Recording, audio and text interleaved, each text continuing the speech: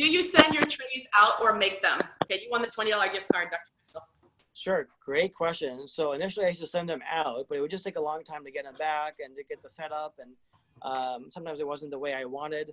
That's probably my OCD-ness. I just wanted to make sure it's perfect. They came back, and so the benefits of having a tray made in-house is you know exactly how it is.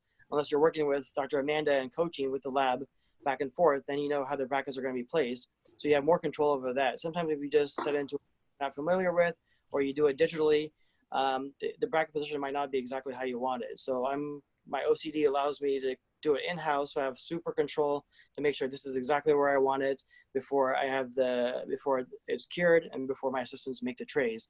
I think it's just personal preference. You can have it delegated to an outsourced lab, no problem with that. There's nothing wrong with that as well, especially if you're busy on time, you don't want to do it, or you don't have time or staff to do it in-house, or you don't want to delegate this whole lab tech just to make your indirect bonding trays.